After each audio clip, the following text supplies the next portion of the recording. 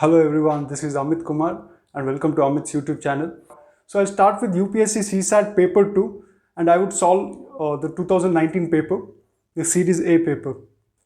I would like to tell you guys that I have scored a score of 155 in UPSC CSAT 2018 paper and I've been consistently scoring well around the same range.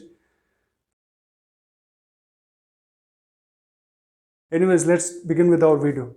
Let's go through the first question. In question number 9, what they're asking is the number of times the digit 5 will appear while writing the integers from 1 to 1000 is A 269, B 271, C 300 and D 302. Question number 9, what they're asking is the number of times the digit 5 will appear. They're focusing on digit 5, okay? They're not asking how many numbers are there in which 5 will appear. They are saying how many times the digit 5 will appear from 1 to 1000. So say there is a number called 555. Here the digit 5 will appear 3 times. So from 1 to 1000, we need to have a methodology to solve any kind of a question. So here I would divide all these integers, the digit 5, based on whether it appears in the units place, tens place or hundreds place. So let's count all the digit 5 which appears in the units place. Then all the digit 5 which appears in the tens place. Then all the digit 5 which appears in the hundreds place. So in units place you get numbers like 5, 15, 25, 35, 45 and so on till 995. If you carefully observe, the difference between 5 and 15 is 10. 15 and 25 is 10. So first let's calculate how many intervals we get. See, this is one interval. This is another interval. This is another interval. Okay. So total number of intervals would be 995 minus 5 divided by the difference 10, which is going to give us 990 by 10, which is equivalent to 99. For one interval, this particular interval, we have two numbers 5 and 15. For two intervals 1 and 2, we have three numbers 5, 15 and 25. For three intervals 1, 2, 3, we have four numbers 1, 2, 3, 4, between which these three intervals appear. So when we have 99 such intervals, we will actually have 100 such numbers. So 5 appears in the units place 100 times in between 1 and 1000.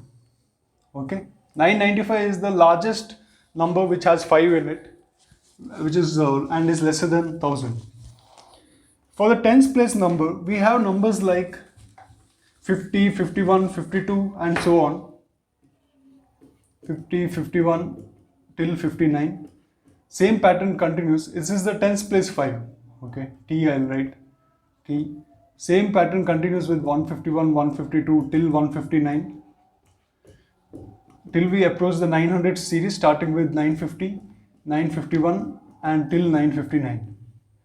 So if you carefully observe, from 50 to 59 we have 10 numbers. Okay, and similarly we have 10 such series from 0 to 9.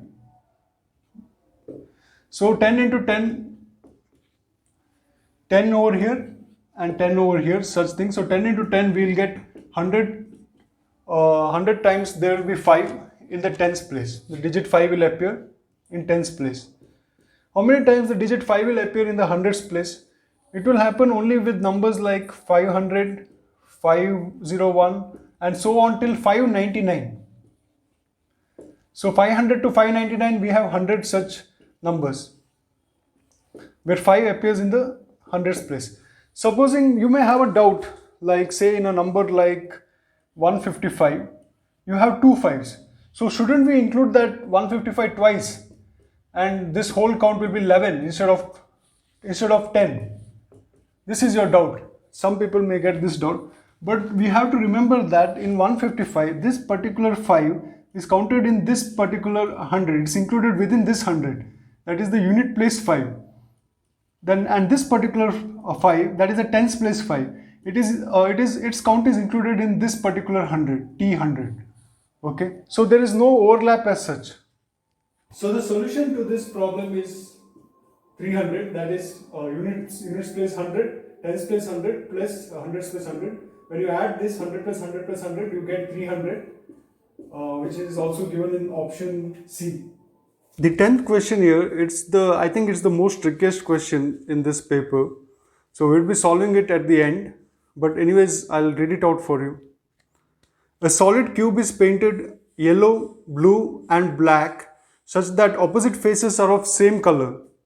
The cube is then cut into 36 cubes of two different sizes such that 32 cubes are small and the other 4 cubes are big. None of the faces of the bigger cubes is painted blue. How many cubes have only one face painted? The options are A4, B6, C8 and D10. In question number 10, they're telling us that the larger cube, okay, whatever that cube is, so that is divided into 36 cubes, 32 small ones and 4 large ones. See, normally in this problem what happens is, whatever the size of this particular cube, whatever the length of the side of this particular cube, say it is x and this is y. So x will be always an integer, okay, some integer, 1, 2 something, and y will also be some integer, 1, 2 something, and x cube plus y cube should also be a cube. Like it can't be say 20. It has to be something like 27, a cube like 27 or 64 or 125, something like that. So we need to do a lot of assumptions here. We have to use some assumptions such that we come at a value for x and y and say z is this is equal to z cube. That is the original cube before it was divided. Say its side was z.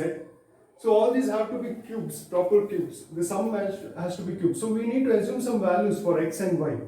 Since 32 is a very large number, so its sides, so it will be made of very small cubes. So first let's go with the number 1. Okay, 1. So if I replace x by 1, then I have 1 cube. Then the number of such cubes is 32, right? So it should be 32x cube plus 4y cube, sorry. 32x cube plus 4 into y cube.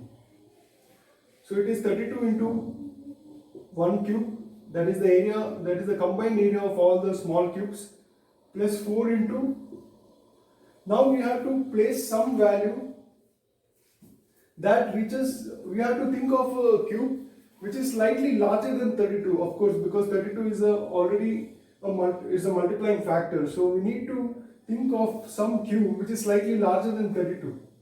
So we get 64. So let's see whether we can try to adjust this equation so that we get 64. 32, we have taken 1 because 1 is the smallest integer, and when we have a large number of cubes, let's go with the smallest number. We assume that it is the length of its sides, okay. So 32 into 1 cube is 32. So we need 64 minus 32, we get 32. So we need to adjust that number here, means this should be 32. So if you see 4 into 8, it gives us 32. This 8 can be expressed as 2 cube. And then the value of y would be 2. See, there is no fixed way of doing this, of solving this problem, but we just need to work with numbers. Okay.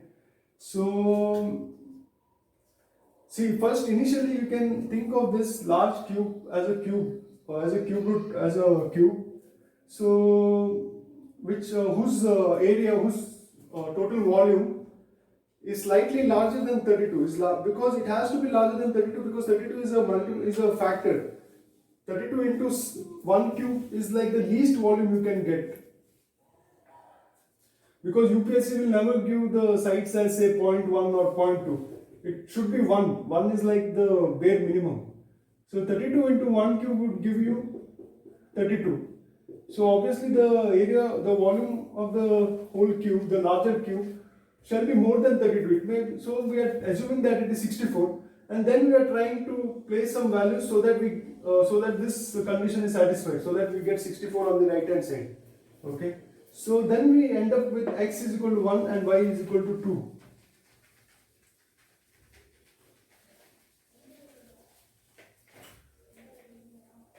So when I say x is equal to 1 and y is equal to 2,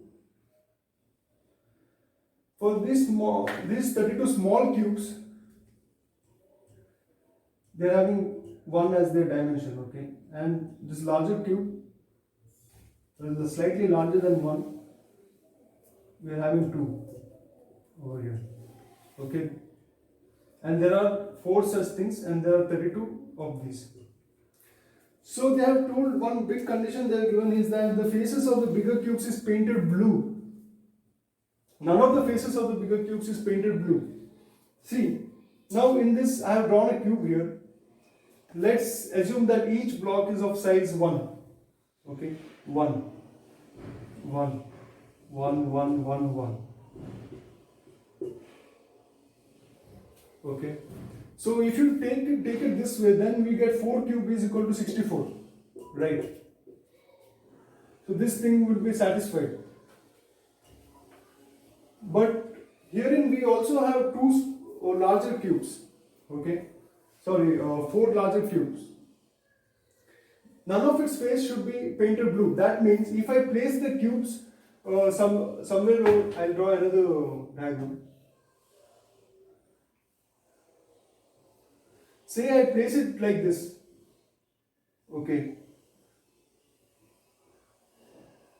2 and 2, totally it's 4, and say this is blue, okay, so it will touch this side, it will touch blue, you will have the face like this, and this will occupy so much of a space. So the main intention is that this particular cube, it must not touch this blue part, blue face, okay.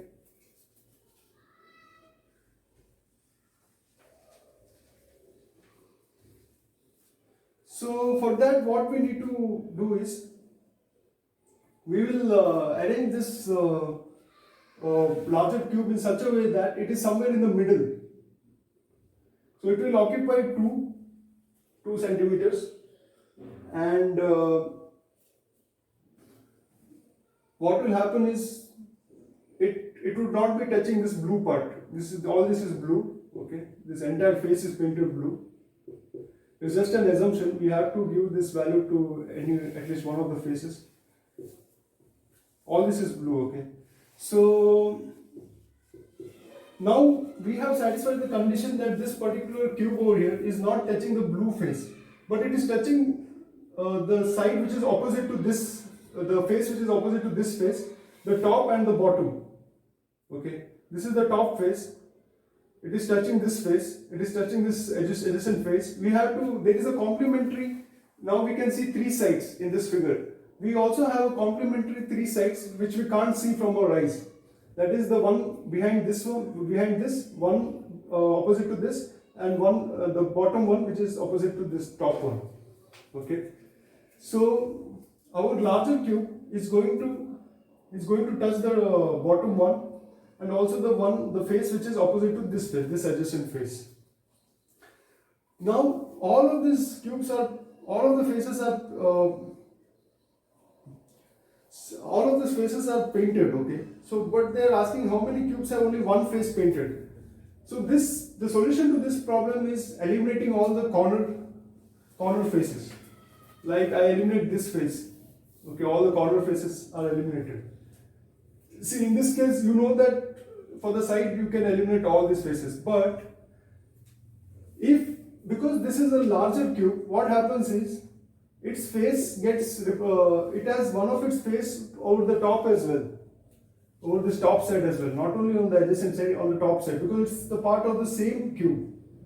Okay, so these 2 faces are also corner faces. Similar thing gets repeated from this face and the one which is at the bottom. Okay, so this face also has its counterpart at the bottom of the cube. Similarly, this particular cube, this face will have its counterpart to that particular face which is opposite to this face. Okay, so all these larger cubes, they're actually in a circle. They're actually like this, okay. See, this is the blue face. So they are actually making a circle like this. And they are occupying only 2 centimeters. Although we have provided them 4, they are occupying only 2 centimeters. There is 1 centimeter here, 1 centimeter here. So there is a gap of 1 centimeter. So they are not touching the blue cube. But they in turn are making a circle. So they are all corner cubes. They have a face like this. Okay. So these are anyways corner cubes. You know that these are all corner cubes. So ultimately we'll end up with only 4 cubes which have only one face is painted by any of the color. That is these 4 blocks, 4 small faces, okay. And its counterpart you can find it at the back side, which is also painted by blue. So totally we have 4 plus 4, which is 8 faces. We have 8 cubes which have only one face painted. The 11th question asks, A and B are 2 heavy steel blocks. If B is placed on top of A, the weight increases by 60%. How much the weight will reduce with respect to the total weight of A and B if B is removed from the top of A? Options are A 60%, B 45.5%, C 40% or D 37.5%. In 11th question, we have 2 blocks A and B, okay. So when I place B on A, say A, the weight of A is 100. So the total weight will increase by 60%. So you have to add 60 over here and then you will get 160. Okay, that would be the total weight of A and B. How much the weight will reduce in respect to the total weight? This is the total weight, TW, total weight of A and B. If B is removed, B is 60 with respect to 160. With respect to the total weight is 160. So this will be equal to 3 by 8, which is 37.5%. To get percentage value, you always need to multiply this numerator by 100, because per cent means per 100. Cent is equal to 100. So 300 by 8 will give you a value of 37.5. I'll write it down here. 300 by 8, 4, 150, 75, 2, and you will get 37.5, which is in option D. In question number 12, Mr. X has 3 children. The birthday of the first child falls on the 5th Monday of April. That of the second one falls on the 5th Thursday of November. On which day is the birthday of his third child, which falls on 20th December? Options are A. Monday, B. Thursday, C. Saturday and D. Sunday. In question number 12, they are saying Mr. X has 3 children. The first birthday of the first child falls on 5th Monday of April. They are not saying 5th of April. They are only saying 5th Monday. Okay.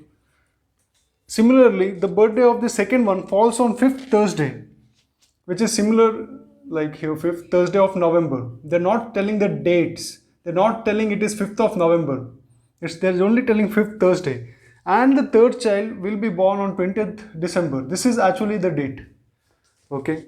So just by the fact that on 5th Thursday of November, the child is born, that means 5th Thursday of November exists. So take 28 days. In 28 days, we will have 4 Mondays, 4 Tuesdays, 4 Wednesdays, 4 Thursdays and 4 Fridays and Sundays and so forth. So the moment you have 5th Thursday, it means that that particular day, 5th Thursday is either on 29th of that month or 30th of that month or 31st of that month. Here we are dealing with November. November has only 30 days. So the Thursday has to be either on 29th or 30th. Okay. These are the 2 possibilities. Now we have to find on which day 20th of December falls. This is November. So let's try the first case. In first case, we are assuming that 29th November is Thursday. November is Thursday. So to reach 20th of December, what is the difference between 20th of December and 29th of November? November has 30 days. so you add 1 here. December you need to reach 20, so you add plus 20. Plus 20 and plus 1, you have to add 21 days to 29th of November to reach 20th of December. Now always remember that say 1st of Jan is a Monday. That would mean that 8th of Jan is also a Monday. 15th of Jan is also a Monday. Because when you add plus 7, 1 plus 7 is 8, or any multiple of 7, like 7 into 2, 14, 1 plus 14 is 15, that day would be same, that day of the week would be same. So this would also be a Monday. So when we are adding 21 days, that particular day would be the same as the day from which we have added, that is Thursday. So 20th of December has to be a Thursday if 29th of November is Thursday. But if 30th of November is Thursday, then instead of 21, we would get 20 over here, only plus 20 part, you won't have plus 1 part. Okay, it would be something like plus 0. So when you add plus 20 days, it's like 21 days minus 1. So you take 1 day out of Thursday, Thursday minus 1, that is you go back in days, then you will reach Wednesday. So according to the two possibilities, 20th of December has to be either Thursday or Wednesday, but in our options, we have only Thursday in the options, we don't have Wednesday, so we can conclude that 20th of December is Thursday. So the solution of this question would be option B. So normally the first statement what they have given, it's actually they have confused you. It has no relevance in this particular question, but assuming that Wednesday was also there, was also one of the options, then you had to find out whether which day would have been 5th of Monday, whether it is 29th of Monday, 5th Monday of April, whether it is 29th or 30th of April. This question you had to solve. Only then you would have reached at the answer. So in this case again we have to repeat what we have done. In case there was Wednesday in the options, I am saying we have already solved the question. So let's take an assumption. Let's take an assumption that 29th of April is a Monday. Okay. So we are in April. We are in 29th. April has 30 days. May has 31 days. June has 30 days. July has 31 days and August has 31 days. September, I write it as S30. October 31. November. Now we are trying to reach November 29 and 30. That is the 5th Thursday of November. Okay. So I just give November as 29. So we are starting from 29th, assuming that 29th April is a Monday. From 29 to reach 30, I had plus 1 here. 1 day over here, so I leave it like that, plus 1. If we divide 31 by 7, then we get a remainder of 3. So I'll write it over here, plus 3, 30 by 7, plus 2, plus 3 again, plus 3, plus 2, plus 3 and plus 1. So I will add up all these things. These are remainders which you have got. 31 by 7 will give you a quotient of 4 and remainder of 3. Why I have taken 7, I already told you. When you add by 7, the day would be same. Whatever is excess is something which you got to add. So 1 plus 3, 4, 6, 9, 12, 14, 17 and 18. So you take a super modulus of 18 and you get a number which is 4, which is, it's not 18 by 7 actually, this is the remainder that you get. Okay, this 4 is a remainder, I'll write it R. So this 4 you have to add to Monday and then you would get which day 29th of November would fall. The answer to it would be Monday plus 4, M plus 4. Okay, so this is Monday, M, Tuesday, Wednesday, Thursday and Friday. This is Tuesday is plus 1, plus 2, plus 3 and plus 4. So we have reached Friday. So if 29th of April is Monday, then it would also mean that 29th of November is a Friday. And 30th of November is Saturday.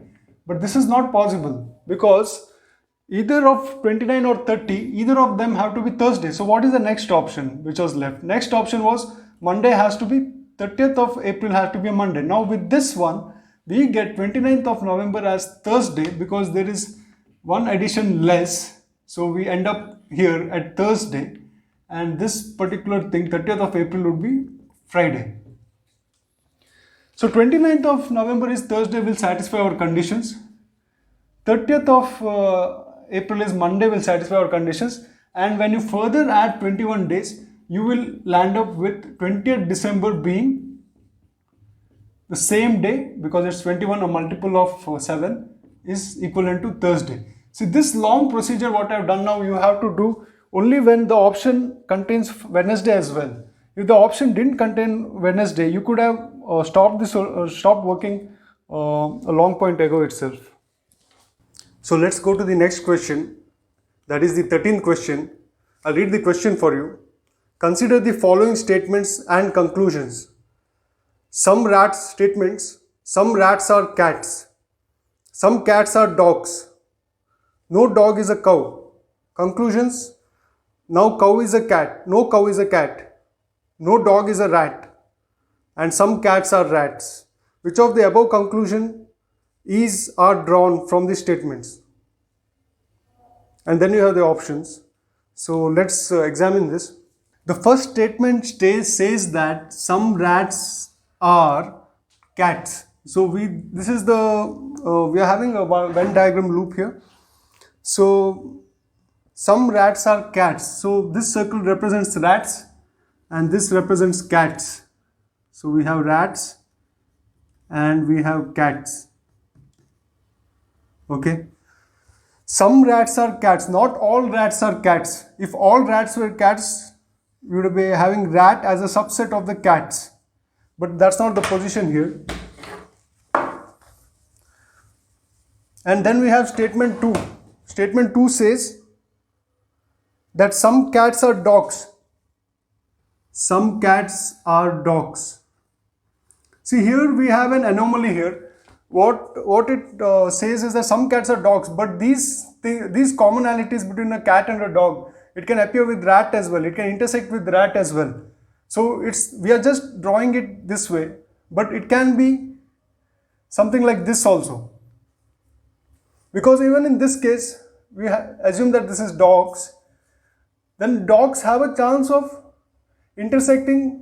overlapping with the rat circle as well. The dog circle can overlap with the rat circle as well. Nowhere they have told that it won't happen. But for simplicity's sake, as of now, let's take that this is the right circle where some cats are overlapping with the dog, but we are not sure whether the dogs overlaps with the rats. Okay, so I'll erase this circle I have drawn for explanation purposes only.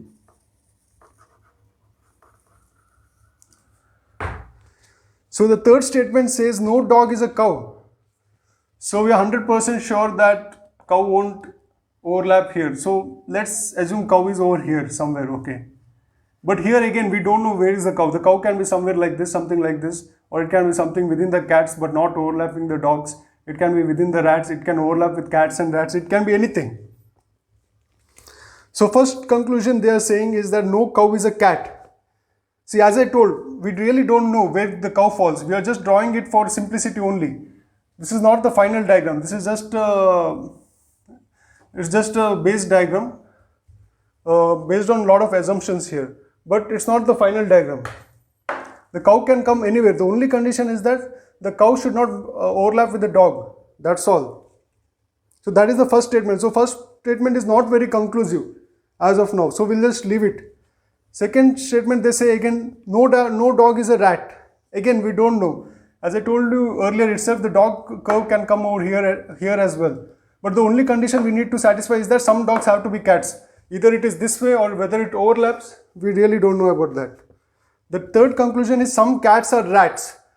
This we know for sure. When some rats are cats, then definitely some cats have to be rats, because that overlapping portion is present in the rat circle as well as the cat circle. So this thing nobody can deny. So which of the above conclusions are drawn from the statement?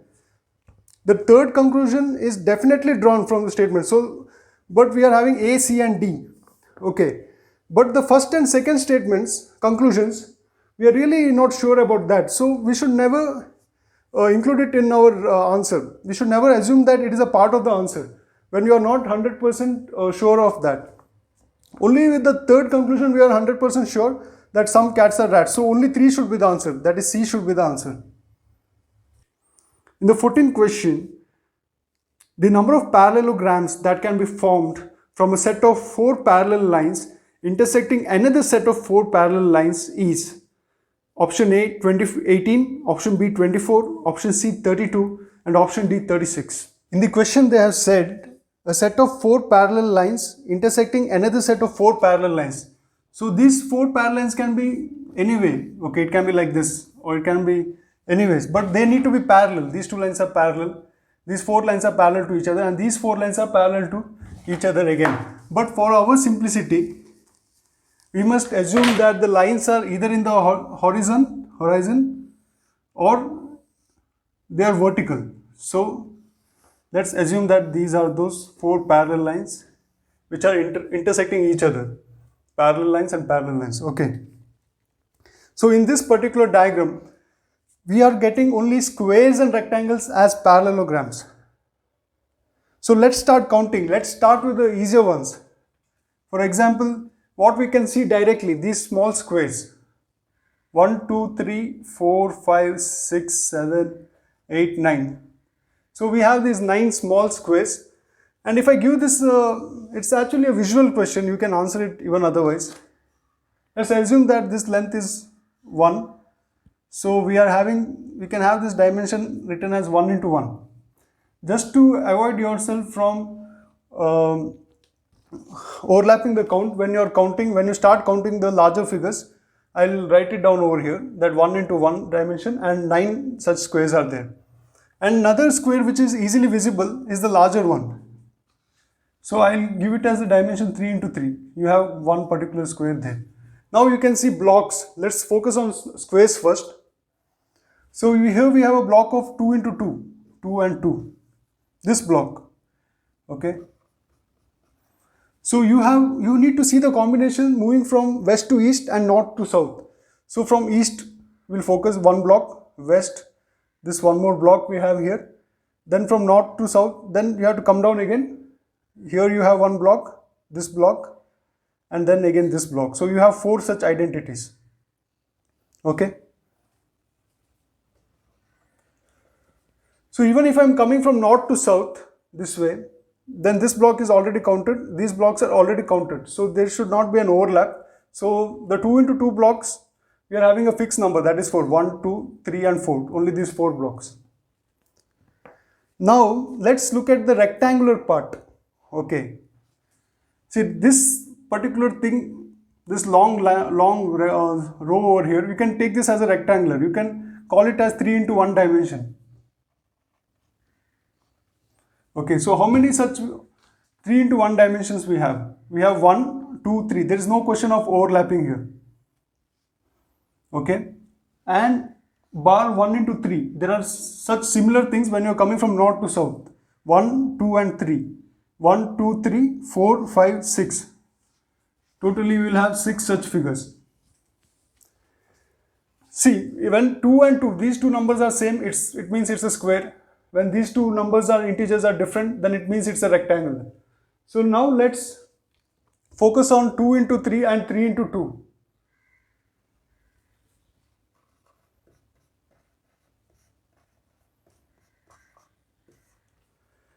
So we are having a rectangle. So I will draw it in a larger font.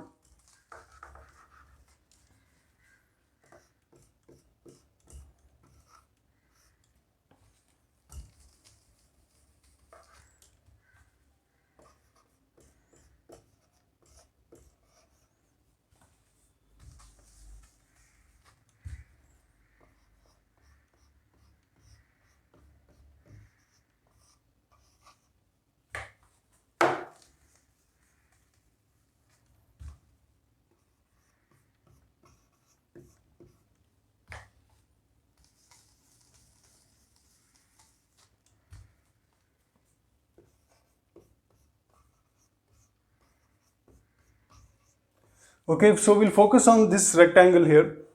That is 2 into 3. The length is 2 and you are taking the entire height. You have one over here, second one over here like this, north to south. The same thing, 3 into 2, that is 3 and 2 from when you're coming, 3 into 2 when you're coming from north to south, you have 1 and 2. This one and this one. And when you're going from east to west, you have this one and this one. So it is 4. So let's add it up and see where we'll reach. 9 plus 4 is 13, plus 6 is 19, plus 1 is 20, and plus 4 is 24. So in this method, you are totally sure that you have counted all the squares. That's because there are only 3 types of squares possible here. That is 1 into 1 dimension, 2 into 2, and 3 into 3, which you have covered. That is these 3 things. And then you have rectangular, we have 3 types of formations, 1 into 3, 1 into 3, 2 into 3, or 3 into 2, 1 into 3 or 3 into 1, and I forgot this one, that should be 1 into 2 or 2 into 1. So we have to add that number as well. So let's see this particular combination, that is these ones with 2 blocks in them.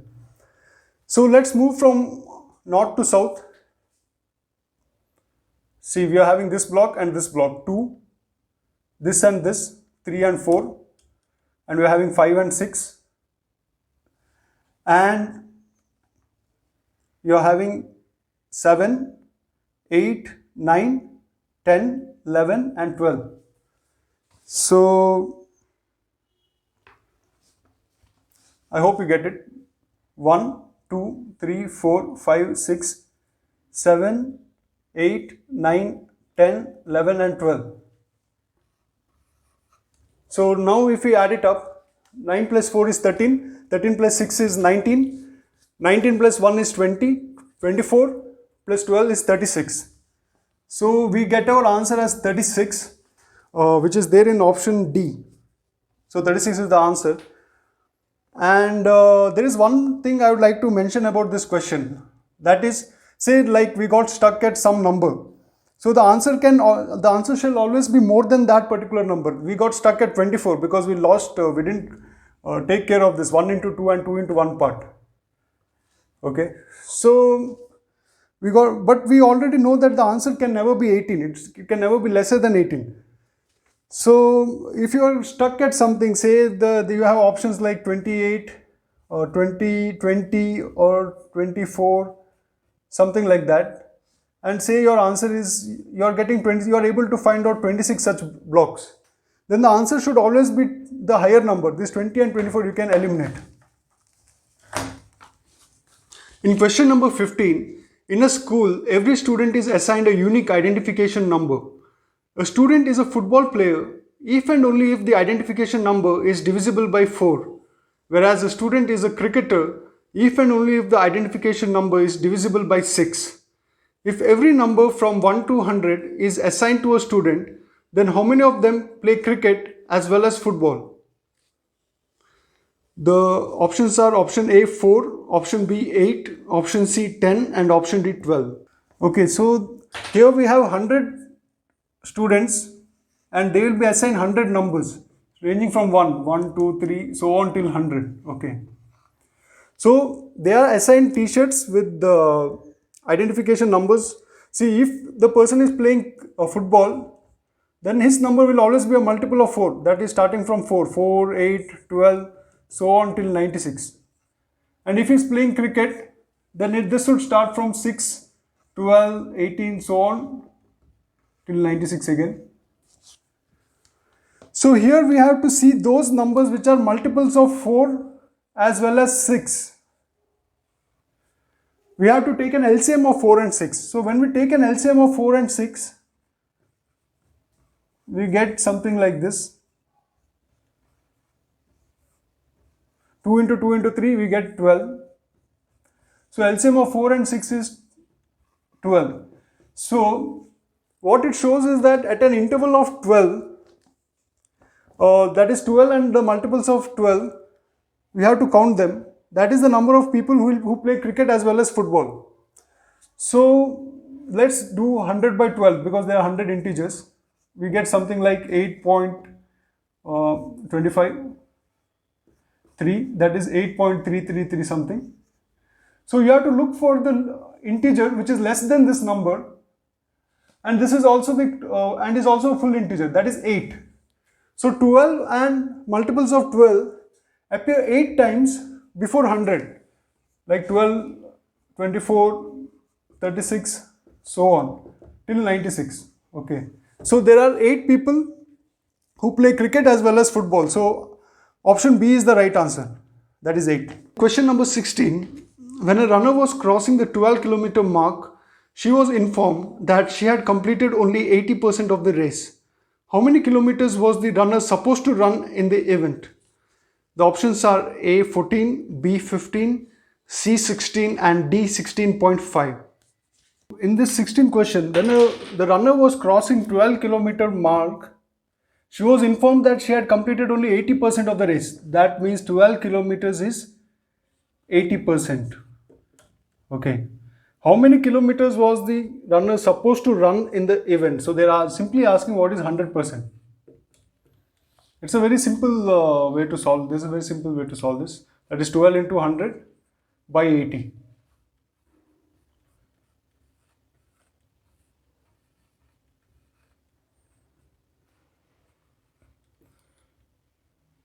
Five and 4, 1 and 3, 15. So she is supposed to run 15 kilometers. That is answer B, option B. So this question can be altered in this way. Say that she has run 12 kilometers already. How many kilometers is left for her to complete the race? Okay, so 80% is 12. How much is left? Okay, that is 20% would be left. We know that, but we'll just write it like this: 12 as 4 and this as 5, because 20 is common between 80 and 100. So we'll reduce it to 4 and 5. So 4 she has already run and 1 she has to run to make it to 5. So 4 is 12, then that is 4 into 3 is 12, then this should be 1 into 3. So she has to complete another 3 kilometers to reach 15. So if the question was altered in such a way that how many kilometers yet she has to run to complete the race, then the answer should be 3 this way. It's a simple way of doing it. You should be able to do it mentally. That's the thing. In question number 17, Raju has rupees 9,000 with him and he wants to buy a mobile handset, but he finds that he has only 75% of the amount required to buy the handset. Therefore, he borrows rupees 2,000 from a friend. Then, options: Raju still does not have enough amount to buy the handset. B. Raju has exactly the same amount as required to buy the handset. C. Raju has enough amount to buy the handset and he will have rupees 500 with him after buying the handset. Or D. Raju has enough amount to buy the handset and he will have rupees 1,000 with him after buying the handset. In question number 17, Raju has rupees 9,000 with him. Okay. And he wants to buy a mobile handset. He has only 75% of the required amount. So he borrows 2,000 thinking that, he will be able to buy that mobile phone. But first we have to see that what is 100%. So again, that is what is the price of the mobile. That would be 9,000 into 100 by 75. 3 and 4. That is 12,000. So 12,000 is the cost of the mobile. Now how much money Raju has after borrowing the 2,000? 2,000 rupees from his friend. He has 11,000 rupees now. But he has to pay 12,000 to buy the mobile. So he is deficient by rupees 1,000.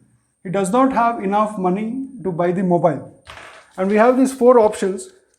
Raju still does not have enough money to buy the handset. That's true. Raju has exactly the same amount required to buy the handset. No. Raju has enough amount to buy the handset and he will have rupees 500 with him after buying the handset. No. Raju has enough amount to buy the handset and he will have rupees 1000 with him after buying the handset. No, so A is the right answer. Raju still does not have enough amount to buy the handset. In question number 18, we have in 2002, Meenu's age was 1/3 of the age of Meera, whereas in 2010, Meenu's age was half the age of Meera. What is Meenu's year of birth? Options are A 1992, B 1994, C 1996 and D 1998.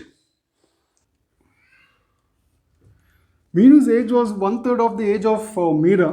So let's take Meenu's age as X. X for Meenu, Y for Meera. Okay, so X was 1/3 of Y. X age was 1/3 of Meera's age this is in 2010. So when we add 8 to 2000, sorry, this is 2002. Okay, so when we add 8 to 2002, we reach 2010. And in 2010, Meenu's age will definitely be X plus 8. Meera's age will be Y by 3 plus 8. So X plus 8 is equal to half the age of Meera. 1 by 2 into 1 by 3 Y plus 8. So what I can see here is when you multiply 1 by 2 into 1 by 3 y, we get as 6. 1 by 6 y. So we'll multiply both the sides by 6. Whenever you have a fraction like this, say 1 by 12 or something, you know that it's going to appear on one of the sides. You multiply the entire thing by 12. If it's 1 by 12, then you multiply entire thing by 12. If it's 1 by whatever number, 7, you multiply the entire thing by 7. So here I know that I'm going to reach 1 by 6. So I'm going to multiply both the sides by 6. Okay. So 6 into x plus 8 I'm doing. That is 6x plus 6 into 8 is 48.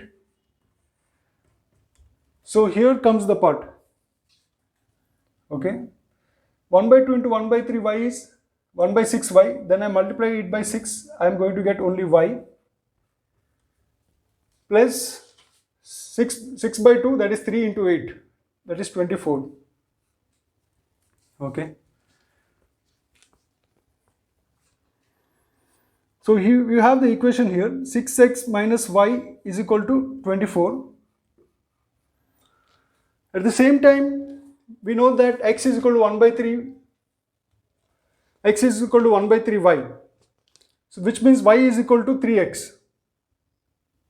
Okay, this 3 will come over here. That is 6x minus 3x is 24. And you will get 3x is 24, which means x is 8. Okay, so x is Meenu's age in 2002, but they are asking what is Meenu's year of birth. In 2002, her age is 8. When she is born, in 2002, her age is 8. That means when she is born, her age is 0. So we'll go back by 8 and we'll reach 1996, which happens to be the answer. So the option, 1994. 2002 minus 8 is 1994. That is option B. So let's see if we can answer this question without much hassle like this, in a shorter form. Sometimes we are able to do that. So we'll do it in a reverse engineering fashion. See, first option is 1992. If it's 1992, then in 2002, her age should be, Meenu's age should be 10. Okay. And Meera's age will be 3 times. That is 30. Y and X. So you just add 8. That is 2010 is 2002 plus 8. So this will be 18 and this will be 38. But the required precondition is that y should be 2 times x. That is Meenu's age should be 2 times Meera's age in 2010. So this doesn't hold good. Right. So we know that there is a number slightly larger than 10 over here, slightly larger than 30 over here. Okay, when you add 8 to these numbers, whatever that number be, you will reach such a value over here which is half of the value you reach over here. So we'll try with 1994. If you take 1994 as the date of birth, then you will get 8 over here. And here you get 24.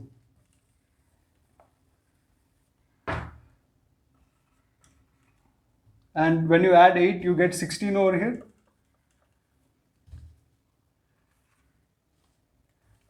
And 32. Which satisfies the condition, that is 16 into 2 is 32. So this is a easier way of doing it, but sometimes in some questions it can be lengthy.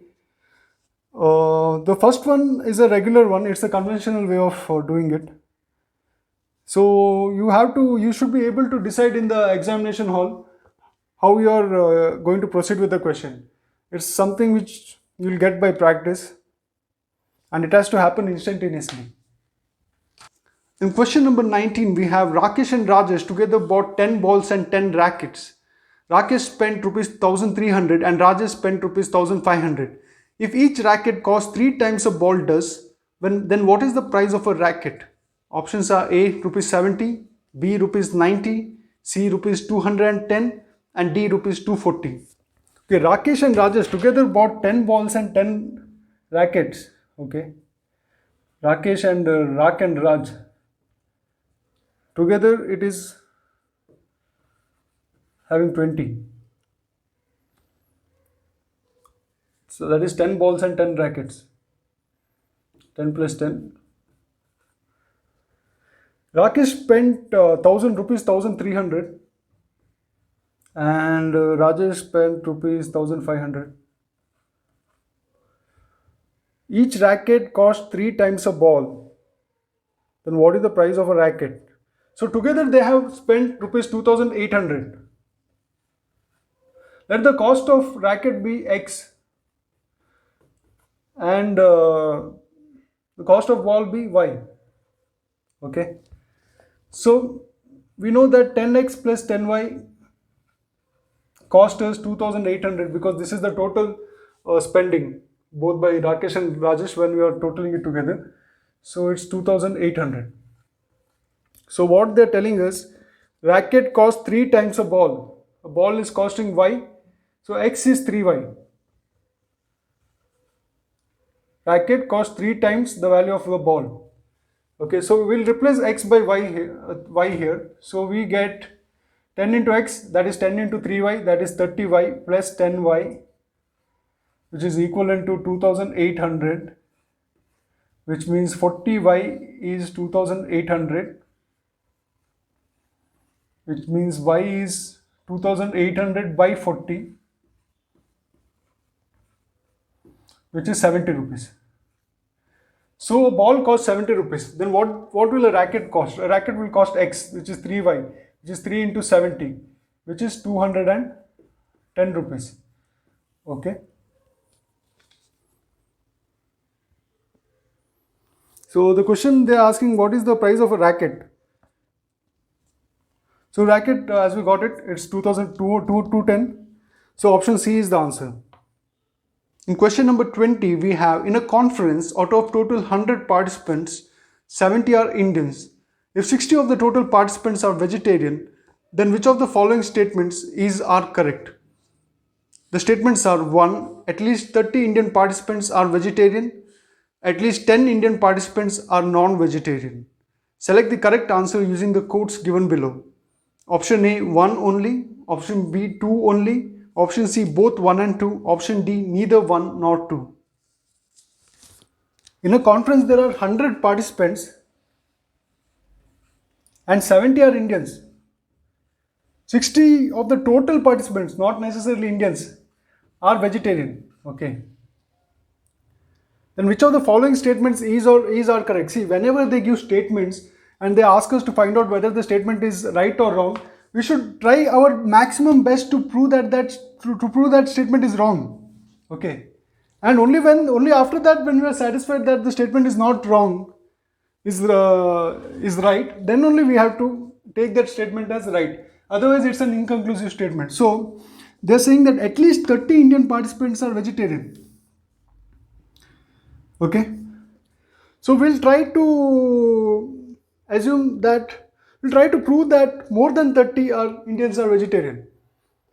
So, I'll just take a number 31. Suppose 31 Indians are vegetarian. Sorry, less than 30 here. Because they are saying at least 30, means 30 or more than 30. We are proving them wrong. So, our number should be less than 30. That is 29.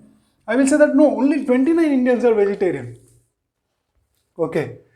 So, this is a given fact. 60 are vegetarian and 40 are non-vegetarian. So, if we say that only 29 Indians are vegetarian, it means we are also saying that 41 Indians are non-vegetarian. But according to the 41, but according to the given postulates, only 40 people are non-vegetarian. So we can't have, in any case, we can't have 41 Indians as non-vegetarian. Or we can't have 42 Indians as non-vegetarian. This can never happen. So just, even if we assume that maximum Indians are non-vegetarian, okay, all of the non-vegetarians are Indians. Only, okay, all this non-vegetarian quota goes to Indians. Okay, 40 Indians are NV. Then we still have 30 Indians who are vegetarians. 40 plus 30 will give you 70, this number. Okay. We cannot say that 41 Indians are non-vegetarian because that's not allowed. We can say something like 39 Indians are non-vegetarian, that's allowed. But this number will be 31. Okay, we can say it is 38, then this becomes 32. So always the number is more than 30, 30, 31, 32 or whatever it is until you reach the value 60. Because 60 is the limit. Okay. Because there are only 60 people among the entire 100 who are vegetarian and 40 among the entire 100 who are non-vegetarian, regardless of whether they are Indian or not. So this first statement is correct. At least 30 Indian participants have to be vegetarian. Because now we'll go to the second question. We'll try to prove second statement. We'll try to prove that it is wrong.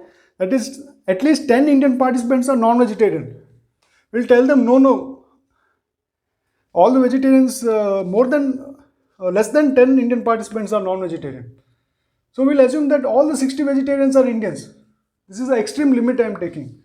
All the 60 Indians are vegetarians. I can't have a situation where 61 Indians are vegetarian, because in the entire population only 60 people are vegetarian. Then how can 61 Indians be non-vegetarian? It's not possible. So if 60 Indians are vegetarian, then we have only 10 Indians who are non-vegetarian. 60 plus 10 again is 70. Then if you see something like, okay, 60 is the limit, so I'll take 59. 59 Indians are vegetarian, then that means 11 Indians are non-vegetarian. So we can have 10 Indians, so we need to have minimum 10 Indians who are non-vegetarian, and the maximum is 40. So the second statement, what they're saying is right. At least 10 Indian participants are non-vegetarian. So both the statements are right. So option C is the answer.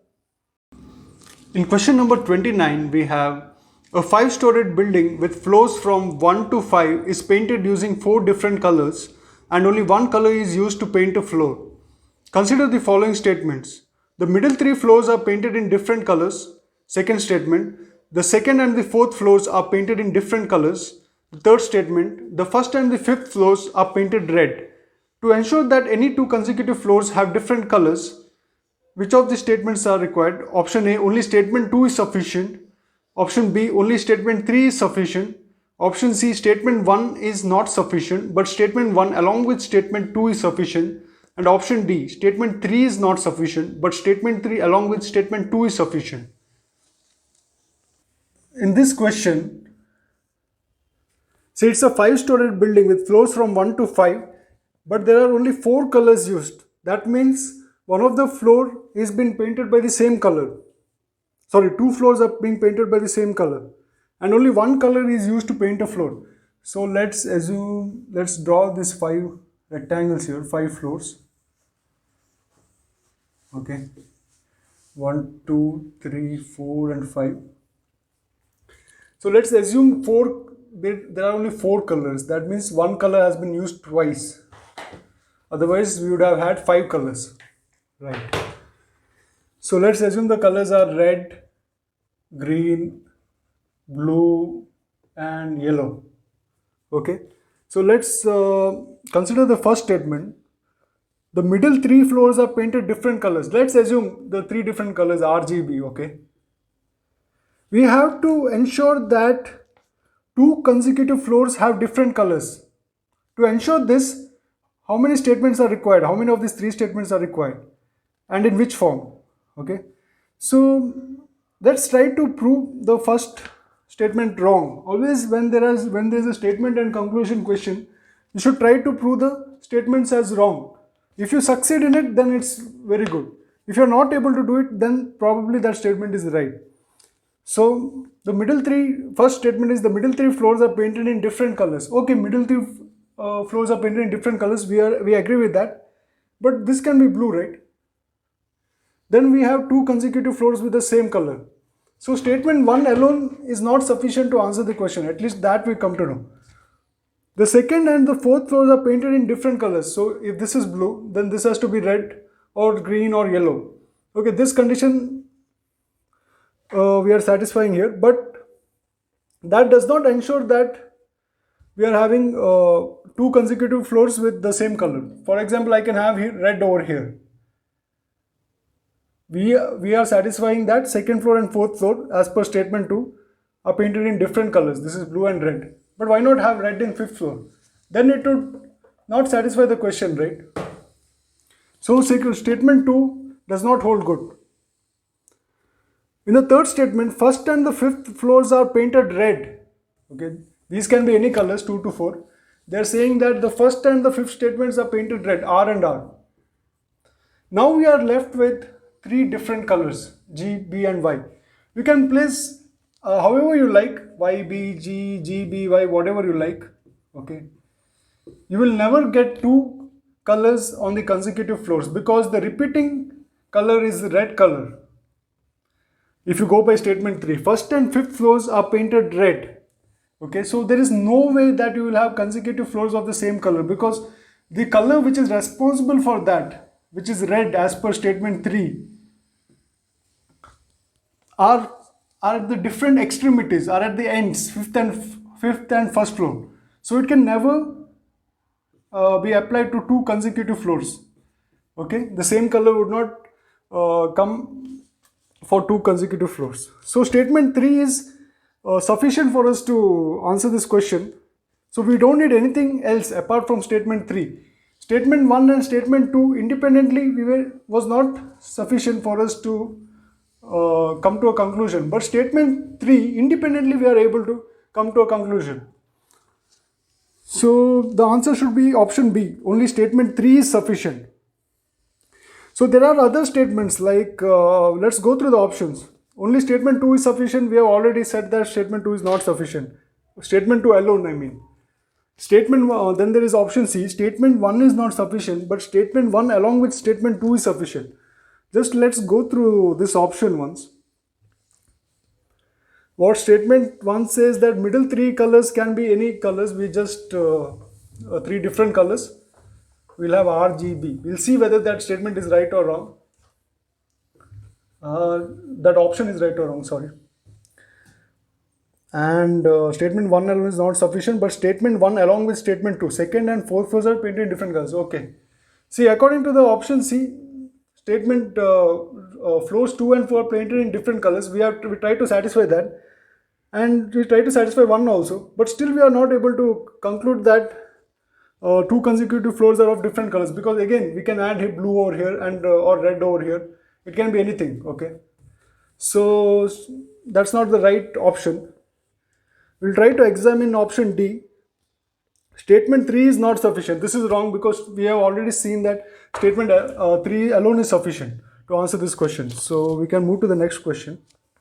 In question number 30, we have P, Q and R are 3 towns. The distance between P and Q is 60 kilometers, whereas the distance between P and R is 80 kilometers. Q is in the west of P and R is in the south of P. What is the distance between Q and R? Options are A 140 kilometers, B 130 kilometer, C 110 kilometer, D 100 kilometer. P, Q and R are three towns. Okay. The distance between P and Q is 60 kilometers. We don't know in which direction, but okay, 60 kilometers, whatever it is. Whereas distance between P and R is 80. Just don't worry much about it. Q is at the west of P. Okay, now if you read further, you get Q is at the west of P. So we'll delete this. And R is at the south of P. Okay, this condition satisfies. What is the distance between Q and R? See, you observe that this is a right angle, right? 90 degree. So you know the Pythagoras theorem. Say this is y, this is x, then z square is equal to x square plus y square. So z is root of x square plus y square. This is the Pythagoras theorem which you apply for a right angle triangle. The angle opposite to 90 degree, the side opposite to 90 degree, you take it as z, x and y, the vertical one. Okay. So if you do that, root of 60 square plus 80 square, you will get root of 10,000, which is equivalent to 100. So 100 is the answer, the option D is the answer, but you need to be able to do it like really fast. As soon as you get this graph, what you need to know is, instead of 60 and 80, you need to see this as 3 and 4. Okay? See, 20 into 3 is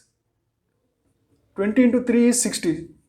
Also 20 into 4 is 80. So you deduct this 20 out of 80 and you get 4. This 4 I am talking about. And 60 by 20 and you get this 3. You know the triplets in Pythagoras, 3, 4 and 5. Root of 3 square plus 4 square will give you 5. Okay, then you multiply this 5 by 20 and you will land up with 100. That is the solution we are talking about. Okay, you should be able to see this triangle like this: 3, 4 and 5. But the whole thing you multiply by 20. So if you get the answer as 5, then you have to multiply by 5. 5 into 20, you will get it as 100. In question number 31, we have all members of a club went to Bombay and stayed in a hotel.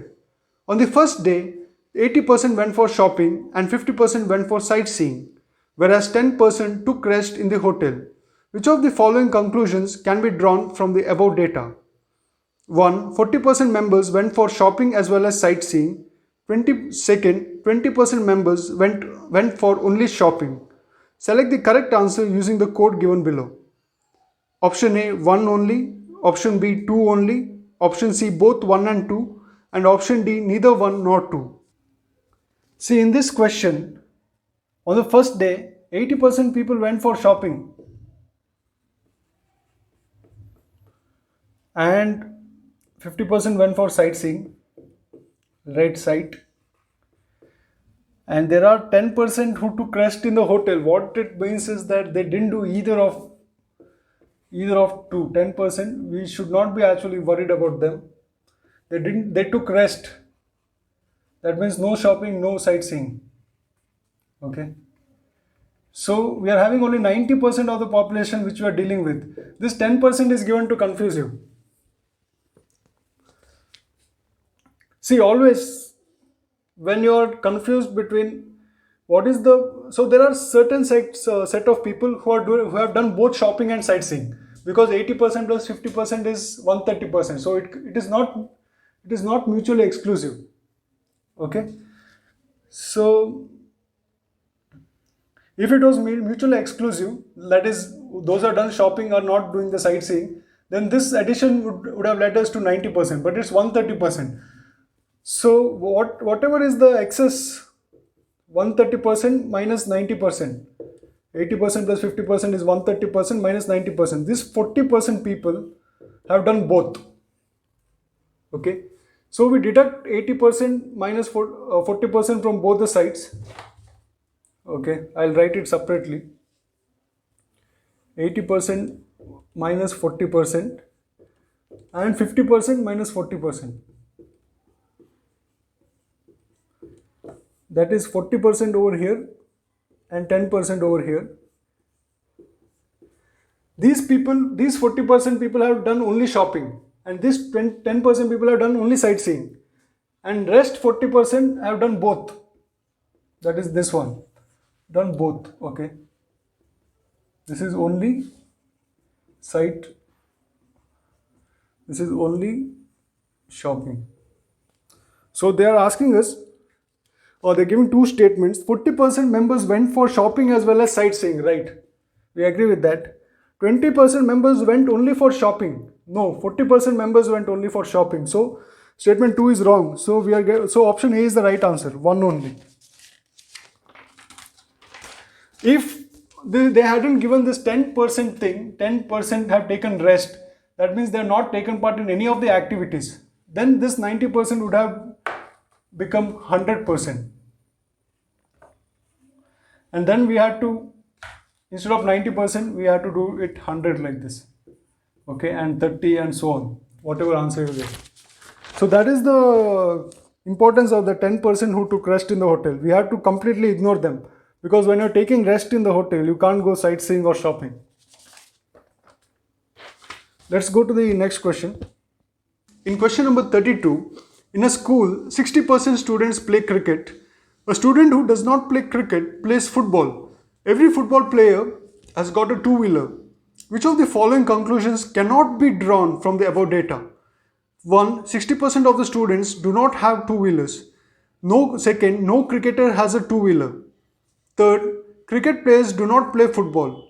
Select the correct answer using the code given below. Option A, 1 and 2 only. Option B, 2 and 3 only. Option C, 1 and 3 only. And option D, 1, 2 and 3.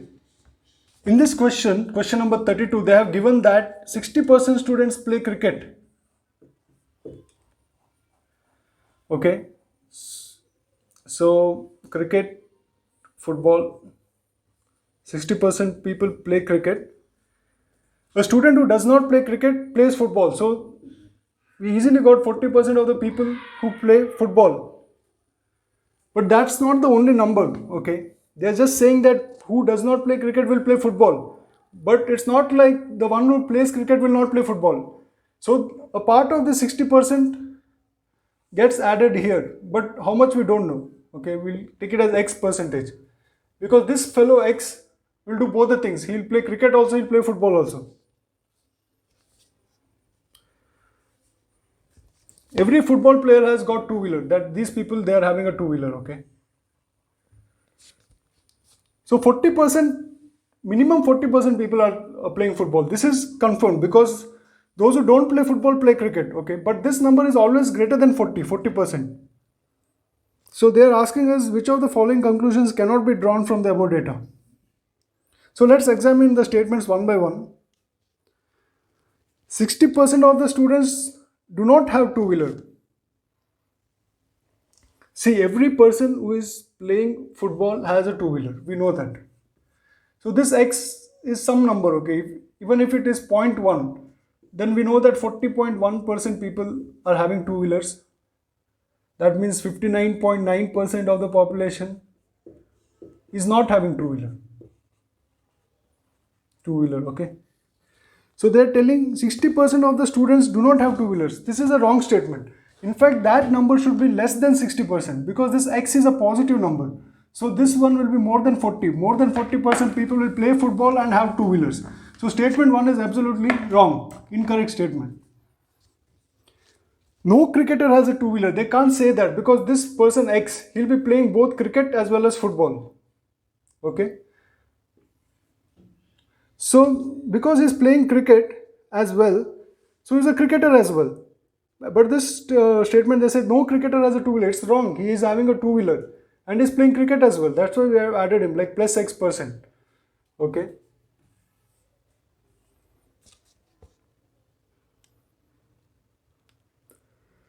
Cricket players do not play football. It's wrong again. because of the fact that x exists. Okay, so all the three statements are wrong. So D should be the answer. D 1, 2 and 3 should be the answer.